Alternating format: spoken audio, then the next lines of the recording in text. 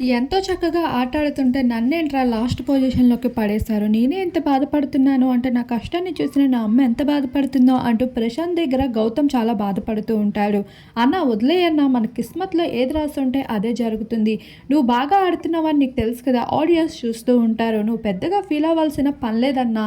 కంటెస్టెంట్స్‌తో మనకెందుకు" అంటూ ప్రశాంత్ గౌతమ్‌కి ఎంతో మోటివేట్ చేస్తారు. అయితే ఇక్కడ ప్రశాంత్‌తో చూస్తూ వచ్చేసాడు. గౌతమ్ మార్నింగ్ లేచినప్పటి నుండి ఎంతో డల్‌గా కనిపిస్తున్నాడు. కిచెన్‌లో తన వర్క్ కంప్లీట్ చేసుకొని నేను ఫ్రెష్ అప్ అవ్వాలి అంటూ శివాజీ, ప్రియాంక వారందరి దగ్గర నుండి బయటికి వచ్చేసాడు. కాస్త యోగా, జిమ్ వర్కౌట్ అవి చేస్తున్నప్పటికీ తన ఫేస్‌లో స్మైల్ లేదు. ఏదో ఆలోచిస్తున్నట్లు ఉన్నాడు. ఇంక ప్రశాంత్ గౌతమ్ దగ్గరికి వెళ్ళగానే ఇంక తన మనసులో బాధ అంతా బయటపెడుతూ కనిపించేశాడు.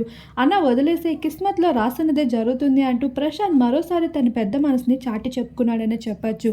ప్రతిసారి హౌస్‌మేట్స్ మధ్యన అయితే ప్రశాంత్ ఎంతగానో దగ్గరవుతూ ఉన్నాడు ప్రతి కంటెస్టెంట్‌తో కూడా.